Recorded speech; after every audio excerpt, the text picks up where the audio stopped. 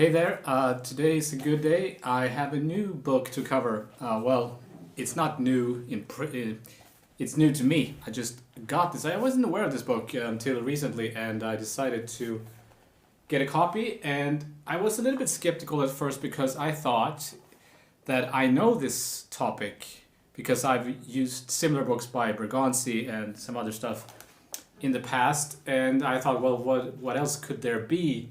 And I was very glad to discover that there's a lot of information in this book that is a little bit different, and therefore it's a good additional book to if you already have, let's say, Bergonzi's hexatonics.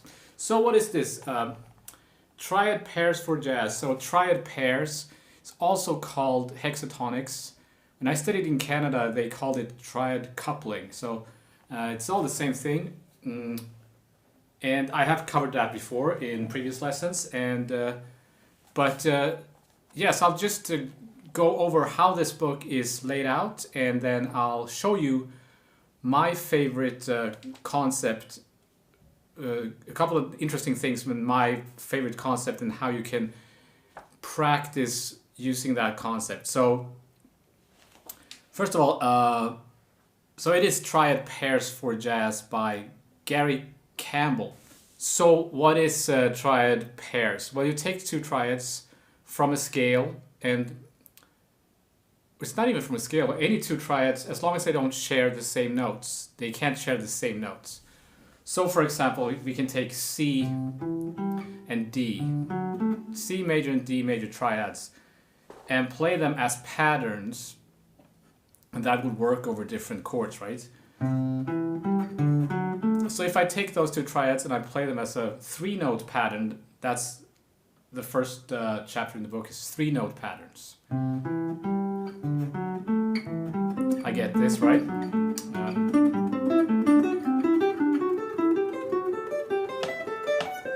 Or you could do descending.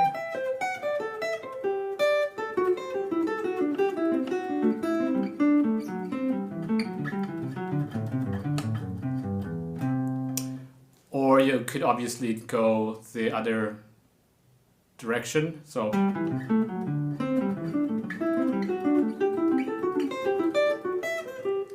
or a combination of the two.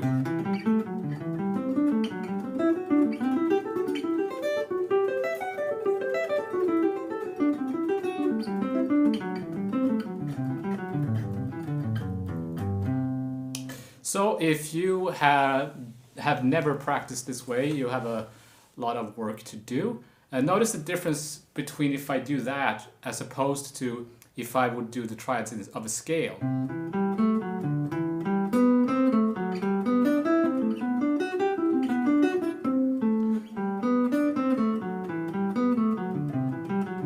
And that was the triads of a diatonic scale, and this is triad coupling.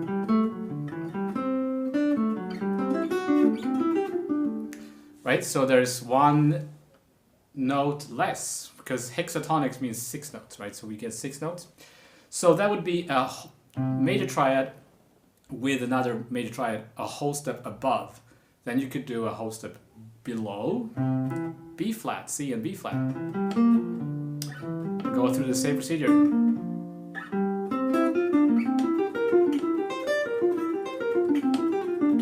This is an excellent way to realize or discover if you know your fretboard or your instrument, or if you don't. So if you've never practiced this way before, you have a lot of work to do, right? Then he will take a triad a half step above, so C and D flat.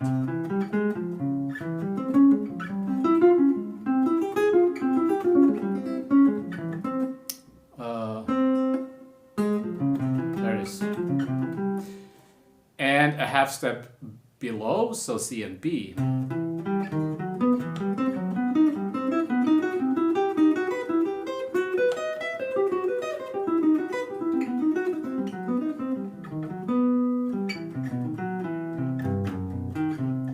So these will all work over different types of chords, different situations, right?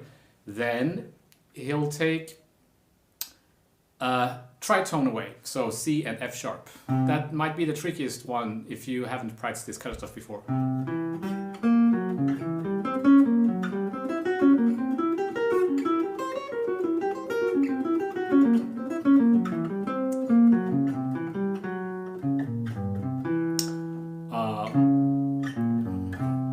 Right, so that would be kind of a diminished thing.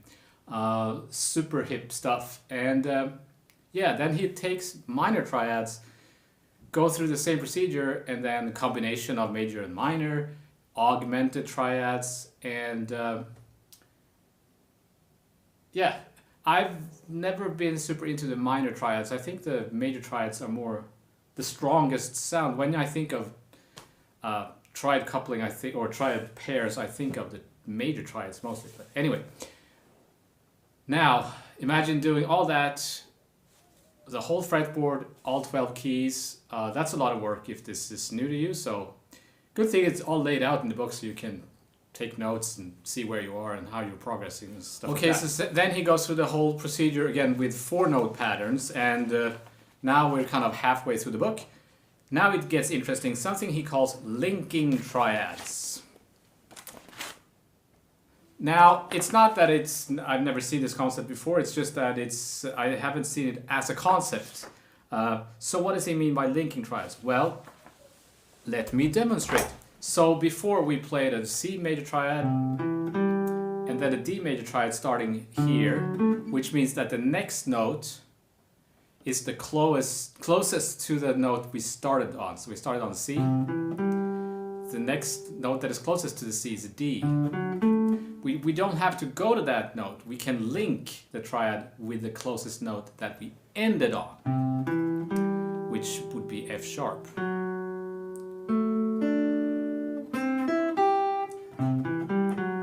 Then we get that instead of, which gives you more variation, I guess. And then the same with the next. And okay, so that's linking triads. Then next chapter, even more interesting, and now this is what I'm gonna show you, the exercise I came up with based on this. Continuous chain based on 6-note links. It's a mouthful for you. So what does that mean? Well, we take one of those linked triad patterns. Actually, let's do it here. So it's a C triad, an F sharp, or a D triad starting on F sharp. Then I do the same thing an octave higher. And then I can go down. Then it gets really interesting. It's almost like an arpeggio, but more interesting.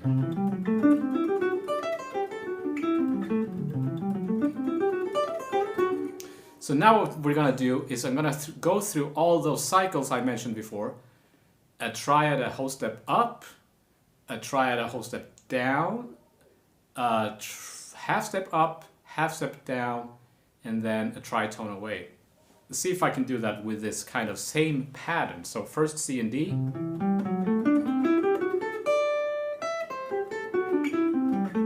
C and B flat.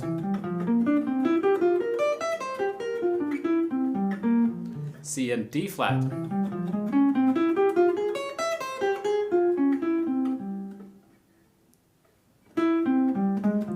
See there, I had to think about that. That's what we're looking for when you have to figure out what the hell is going on.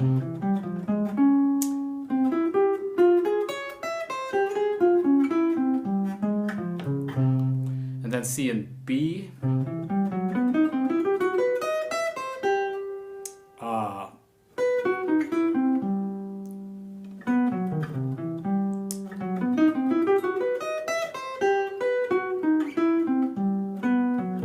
And then C and F sharp.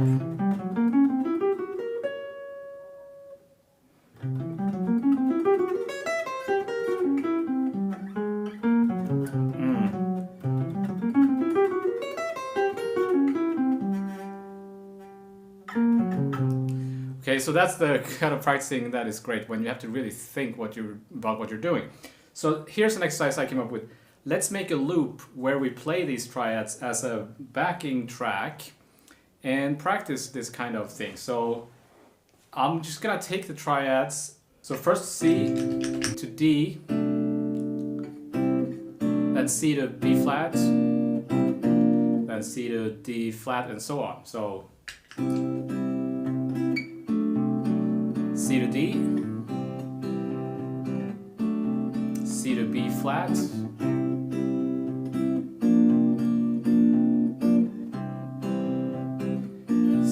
C to D flat,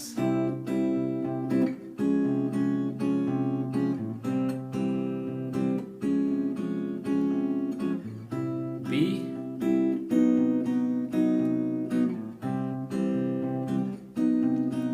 and finally F sharp.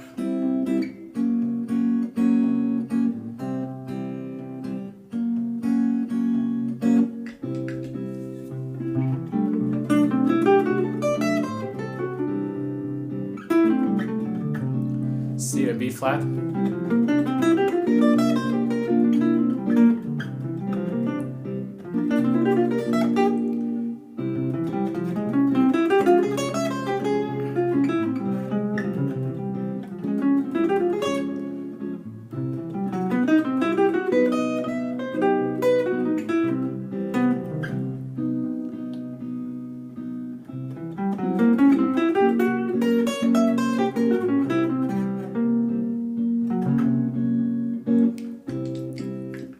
Right? It's pretty interesting. I noticed that my problem was this one.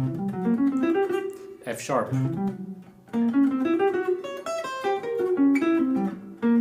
For some reason I'm having trouble with. So then you focus in on what you're having problems with and you work on that. And that's how you improve.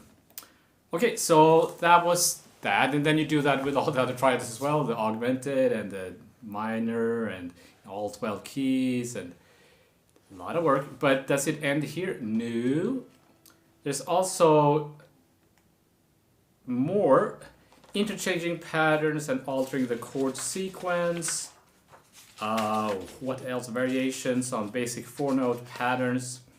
Then something called approach tone variations. Approach note would be like from below each triad, right? Or the below the lowest note.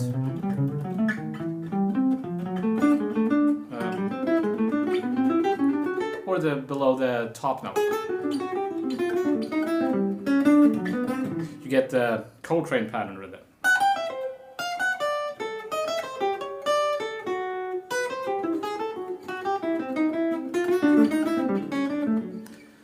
And there's a whole bunch of variations on that. And then at the end of the book there's etudes of blues, Green Dolphin Street, and a whole bunch more. I guess Stella by Starlight, where he combines all the concepts that he covers. Solo application guide, which means where you use this triad pairs. Then my favorite thing, licks. A whole bunch of 2-5-1 licks. Awesome. And yeah, there's one more concept I want to touch upon, which is, let me find it. Triad pair. There's a whole bunch of stuff in here. Oh yeah, triad pairs linked with a chromatic passing note. So let's say I have C and B flat. I can go chromatically down to the next triad. So F sharp and then F now on the next triad. So I have a little lick for it. I'm just gonna charge up my laptop here. So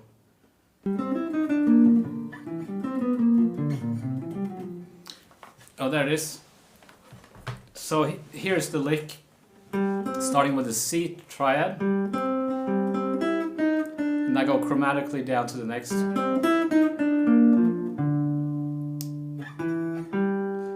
So a B flat, and then C triad, chromatically, C triad. Right, so let's make a little, so I'm gonna make a little loop here, that, like a C sus kind of thing. So here is the lick.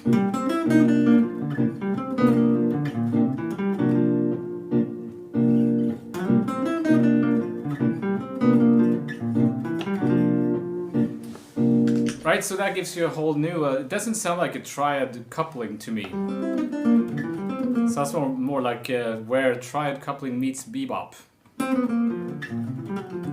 Alright. So, great book. I'm just starting working. So for someone like me that I've already worked a lot from Jerry Bergonzi's books, Hexatonics, it is some of the stuff is a little bit redundant. I've already seen that stuff before, as it were, but it's just laid out different, and yeah, it's really inspiring, and to see how much you can come up with from a very simple concept, which is combining two triads. The problem with triad coupling, triad pairs, is that it can sound pretty predictable and contrived even. So this book has some suggestions on how to make it more less contrived, I guess. Yeah, I strongly recommend this book, and have fun, and I shall see you next time. Boom.